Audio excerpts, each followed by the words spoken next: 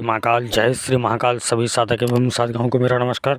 मित्रों, अप्सराओं के बारे में आपने सुना होगा कि पुराने ऋषि मुनि जब जंगलों में घोर तपस्याएं करते थे तो कैसे अपने जीवन का यापन करते थे, या बहुत सारे ग्रंथों में आपने सुना होगा भगवान इंद्र कई लोगों की तपस्या भंग करने के लिए, जैसे कोई योगी संत महात्मा जैसे देवी देवताओं की या किसी अन्य व्यक्ति देवियों की जब साधना किया करते थे तो वो अपनी साधनाओं में इतना खो जाते थे कि वो शक्ति को प्राप्त करके ही वरदान मांगते थे।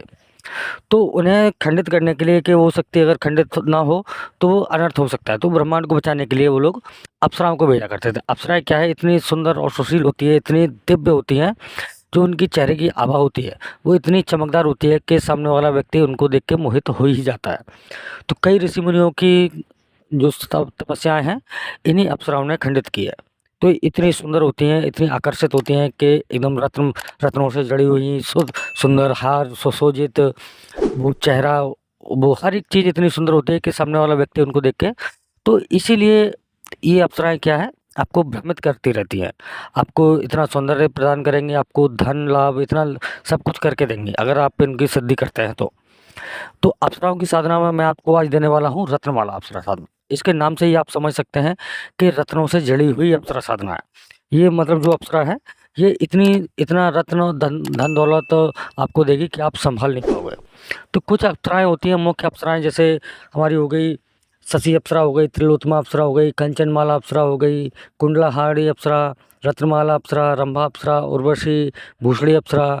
तो उन्हीं में ये 7-8 अप्सराएं जो मुख्य होती हैं उनमें से होती है ये रत्नमाला अप्सरा। ये रत्नमाला अप्सरा क्या है, ये बहुत ही ज़्यादा आपको रत्न सोने के रत्न आभूषण प्रदान करती है आपको, किसी भी साधक को, अगर साधक इसको साधना करता है तो ये आपको धन दौलत के साथ साथ में आपको आकर्षण शक्ति, यौवन शक्ति, अगर आप चाहे तो इनके साथ में शारीरिक संबंध भी बना सकते हैं। अगर आप चाहे तो महिलाएं अपना सौंदर्य बढ़ा सकती हैं, अपने अपने अंदर एक आकर्षण शक्ति प्राप्त कर सकती हैं, जिससे वो सामने वाले किसी भी व्यक्ति को, सभा को मोहित कर सकती हैं।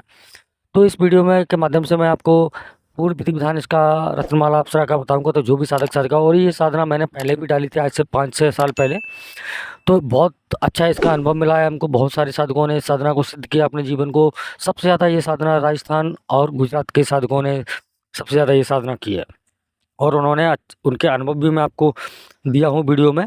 तो बहुत सारे साधकों ने ये साधना किया और उन्होंने अच्छे अच्छे लाभ लिए, अपने जीवन को सुखमय बनाया। एक निश्चित समय बाद उन्होंने उसका त्याग भी कर दिया जब उनका जीवन सुखमय हो गया। तो वही अप्सरा की साधना मैं आज आपको बताने जा रहा हूँ, रत्नमाला अप्सरा साधना। तो जो भी साधक साधिका इस साधना को करना चाहते हैं तो स्क्रीन पर हमारा व्हाट्सअप नंबर है, उसके माध्यम से आप हमसे जुड़ के व्हाट्सअप के माध्यम से हमसे ये साधना ले सकते हैं। ये साधना क्या है, आपको किसी भी सोमवार या शुक्रवार की रात्रि में आपको 10 बजे करने के बाद करनी है। साधना आपको एकाग्रता से करनी है, एकांत कमरे में करनी है, यहाँ पे कोई आपके अलावा कोई दूसरा व्यक्ति प्रवेश ना हो। साधना आपकी एक दिवसीय है, केवल एक रात्रि की साधना है। एक रात्रि में आपको 100% सिद्ध हो जाएगी। आपको इसके लिए ज़रूरी सामग्री मैं बता देता हूँ। आपको स्फटिक या फिर मणिमाला लेनी पड़ेगी इसके जाप के लिए। आपको गुलाब या चमेली का इत्र लगेगा, गोलोवान धूप दीप लगेगा, आपको ताजे गुलाब के फूल लगेंगे, रेशमी वस्त्र, पीला या सफ़ेद कलर का आपको रेशमी वस्त्र लगेगा, ठीक है। और एक आपको लगेगा रक्त मुक्ता जिसे बोलते हैं, या फिर आपको यह सिद्ध यंत्र या मणि यंत्र भी बोल सकते हैं, या अप्सरा यंत्र कह सकते हैं। अब इसका विधि विधान मैं आपको बता देता हूँ। सबसे पहले आपको करना क्या है, स्नान करके आपको साफ स्वच्छ वस्त्र धारण कर लेने हैं और पूर्व दिशा की ओर मुख करके आपको अपने आसन पे बैठ जाना है। उसके बाद में अपने सामने एक लकड़ी की चौकी पे अपना इत्र का छिड़काव करना है लकड़ी की चौकी पे।